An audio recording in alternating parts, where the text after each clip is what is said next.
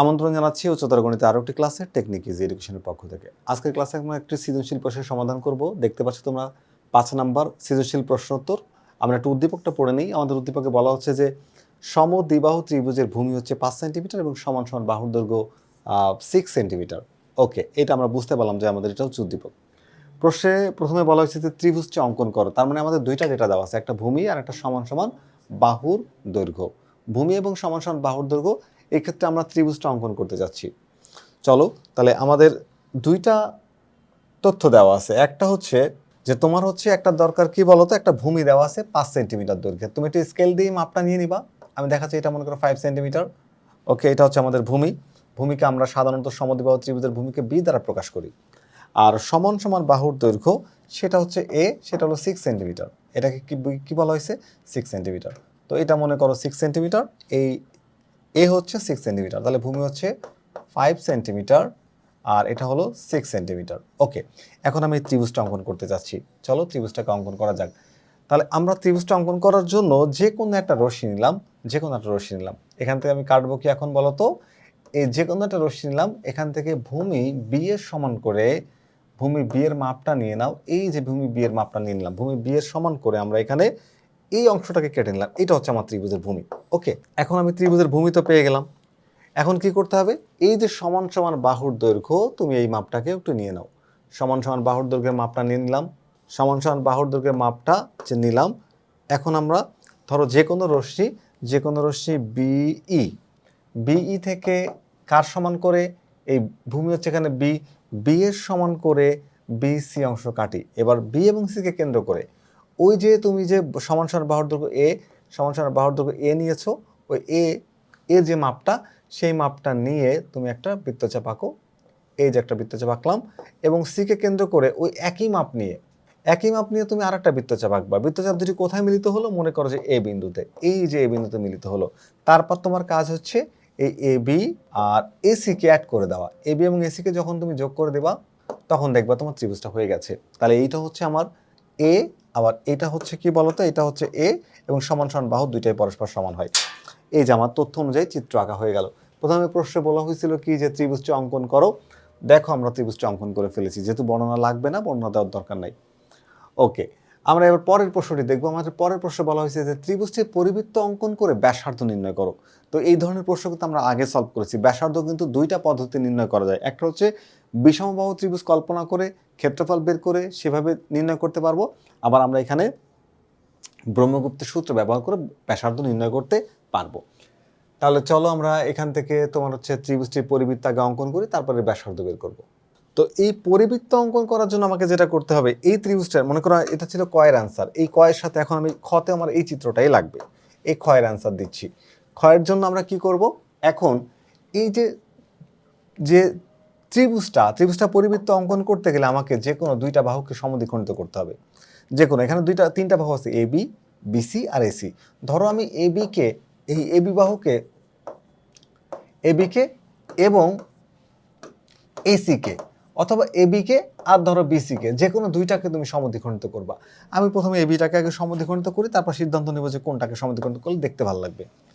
তাহলে আমি অর্ধেকের বেশি পরিমাণ ব্যাসার্ধ নিয়ে আমরা কি করব? অর্ধেকের বেশি পরিমাণ ব্যাসার্ধ নিয়ে তুমি বৃত্তচাপ আঁকবা। এইভাবে বৃত্তচাপ আঁকবা। আঁকলাম। আচ্ছা, তো এখানেও তুমি এই একে কেন্দ্র করে সেম ব্যাসার্ধ নিয়ে এই যে আরেকটা বৃত্তচাপ আঁকো। বৃত্তচাপ দুটি কোথায় মিললো? একটা বিন্দুতে মিললো, এই দেখলাম, এটাকে রাখো। এবার ওই সেম মাপটা থাকবে। এই যে আমরা ওই ব্যাসার্ধ নিয়ে এই যে আরেকটা বৃত্তচাপ আঁকলাম। আবার আমরা বিকে কেন্দ্র করে আবার একই ব্যাসার্ধ নিয়ে আরেকটি বৃত্তচাপ আঁকলাম। বৃত্তচাপ দুটি কোথায় মিলিত হলো? এইখানে আর এইখানে। আমরা এই দুইটা বিন্দুকে এখন যোগ করে দিলাম। যোগ করে দুইটা বিন্দুকে কি করলাম বলো তো? যোগ করে দিলাম। তার মানে আমার এবি বাহুটা সমদ্বিখণ্ডিত হয়ে গেল।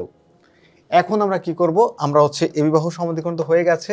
এবার এটাকে আমরা এসিকে সমদ্বিখণ্ডিত করি। কাকে বলো তো? এসিকে। তাহলে এসিকে সমদ্বিখণ্ডিত করার জন্য আমরা কি করব?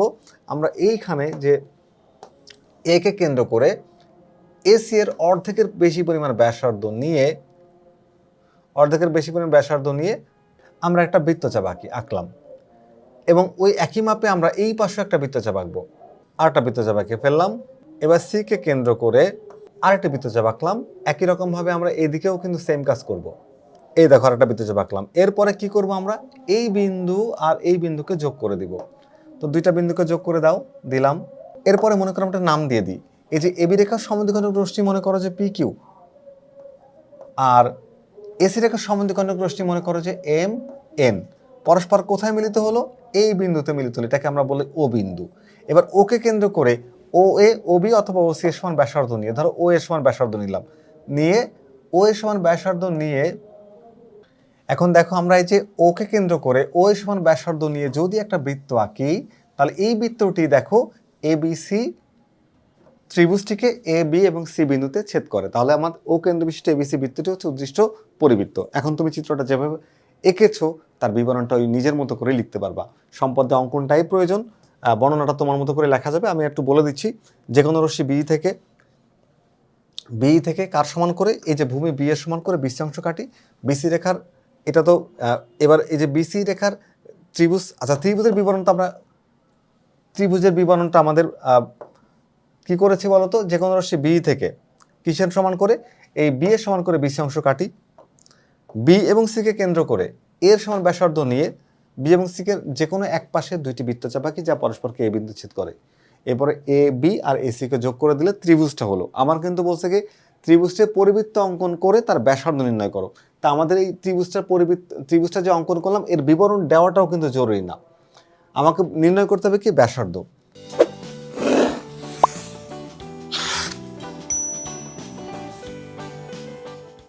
তো এখন আমরা এই ত্রিভুজটার কি করব বলতো, আমরা এই ত্রিভুজের কি করব, ব্যাসার্ধ নির্ণয় করতে বলা হয়েছে। ব্যাসার্ধ বলতে ও এর দৈর্ঘ্যটা বের করতে হবে।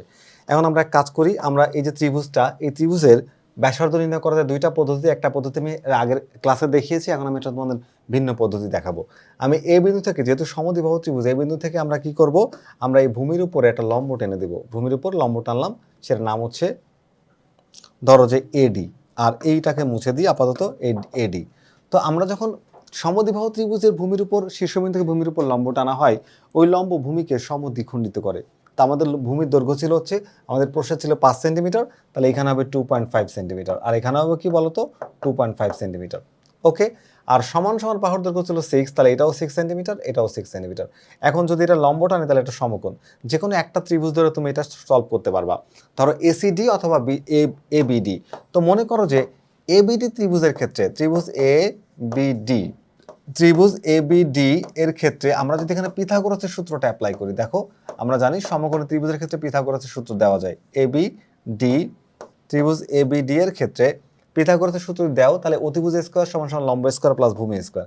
এখানে আমরা দেখতে পাচ্ছি অতিভুজ হচ্ছে এ বি, তাহলে এ বি স্কয়ার সমান সমান কি হবে, একটা হচ্ছে বিডি, একটা হচ্ছে এডি, তাহলে বিডি স্কয়ার প্লাস এডি স্কয়ার, তাহলে বি ডি স্কয়ার প্লাস হচ্ছে এ ডি স্কয়ার।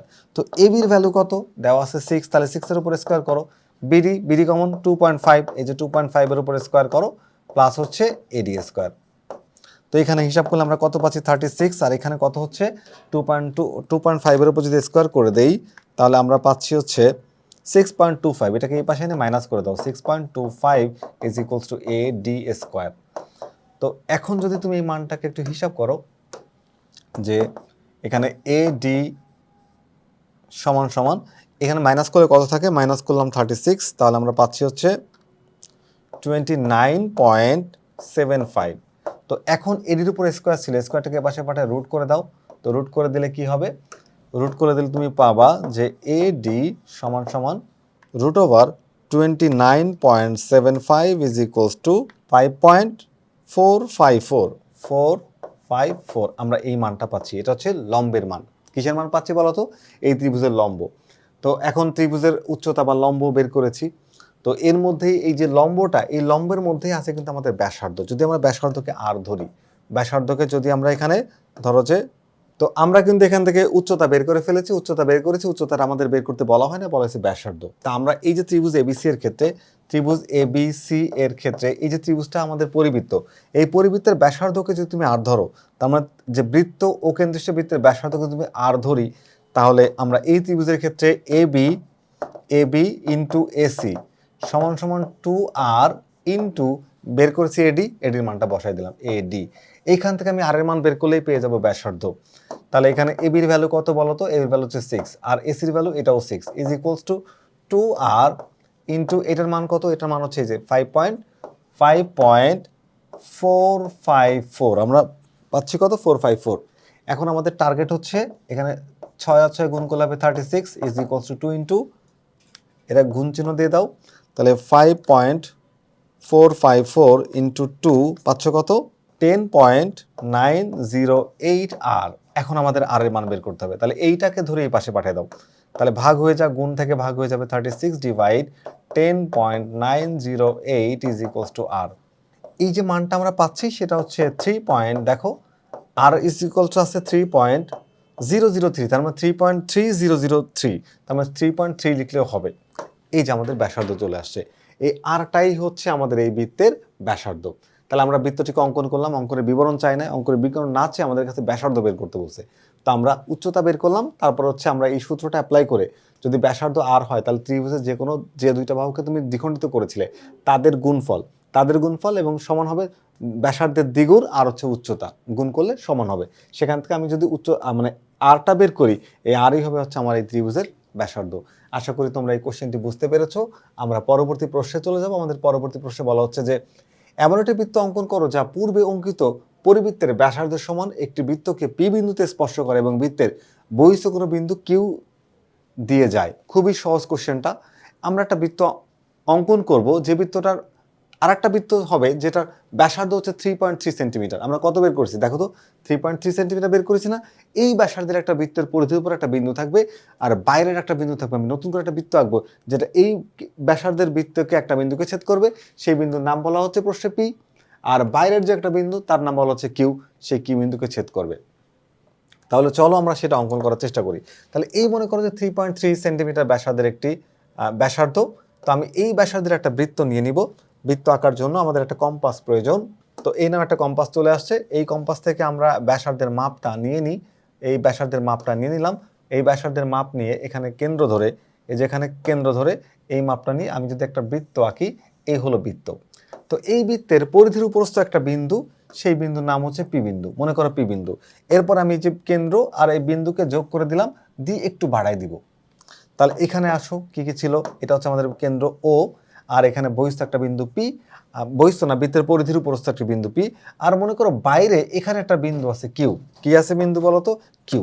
এখন আমি এমন একটা বৃত্ত অঙ্কন করব যে বৃত্তটা এই পি বিন্দু এবং কিউ বিন্দু দুইটা বিন্দুকেই ইন্টারসেক্ট করবে বা ছেদ করবে। তাহলে আমার প্রথম কাজ হচ্ছে এই পি এবং কিউকে যোগ করে দাও। পি আর কিউকে কি করবা, দিলাম যোগ করে। এখন আমাদের কাজ হচ্ছে পি আর কিউ এর সমদ্বিখণ্ডন করা, সমদ্বিখণ্ডন করব অর্থাৎ লম্ব আঁকবো। তো সমদ্বিখণ্ডন করার সিস্টেমটা তোমরা অবশ্যই তোমরা জানো। এই অর্ধেকের বেশি পরিমাণ ব্যাসার্ধ নিয়ে এদিকে একটা বৃত্তচাপ, ঠিক একই ব্যাসার্ধ নিয়ে বিপরীত দিকে আর একটা বৃত্তচাপ। ঠিক এবার কিউকে কেন্দ্র করে আমরা একই ব্যাসার্ধ নিয়ে আর একটা বৃত্তচাপ আঁকবো, একই মাপ থাকবে। এখানে আমরা আরেকটা বৃত্তচাপ আঁকবো। বৃত্তচাপ দুটি পরস্পর কোথায় কোথায় মিলিত হলো দেখো, আমরা এই যে সমদ্বিখণ্ডক কোণ দিলাম রেখাটাকে, সমদ্বিখণ্ডন করলে সেটা আগের যে রেখাটা ছিল, অর্থাৎ মনে করো ও কেন্দ্রবিশিষ্ট বৃত্তের এটার ব্যাসার্ধ হলো 3.3 সেন্টিমিটার। এই যে 3.3 সেন্টিমিটার ব্যাসার্ধ আর, তো এই ব্যাসার্ধ 3.3, আর এর মান হচ্ছে 3.3 হবে। এবং এখানে পরিধির উপর একটা বিন্দু পি, ওপি যোগ করে আমরা মনে করো যে আর পর্যন্ত বাড়াই দিলাম, এবং পি আর এই পি কিউকে সমদ্বিখণ্ডক রশ্মি মনে করো এম এন আঁকি, যা ও আর বাহুটাকে মনে করো যে কি বিন্দু দিব এখানে ধরো যে তোমার হচ্ছে টি বিন্দুতে ছেদ করে। এই নাম তুমি তোমার ইচ্ছা মতো দিতে পারবা। ওকে, তাহলে এইবার এই যে পিটি এবং কিউটি, এই পিটি অথবা কিউটি এর সমান ব্যাসার্ধ নিয়ে তুমি যদি একটা বৃত্ত আঁকো, পিটি অথবা কিউটি এর সমান ব্যাসার্ধ নিয়ে যদি একটা বৃত্ত আঁকো, সেই বৃত্তটাই হয়ে যাবে আমাদের উদ্দেশ্য বৃত্ত।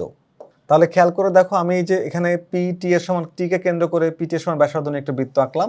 এই বৃত্তটি কিউ বিন্দুকেও ছেদ করে এবং হচ্ছে তোমার হচ্ছে পি বিন্দুকেও ছেদ করে। তাহলে দেখো আমার চিত্র কিন্তু হয়ে গেল।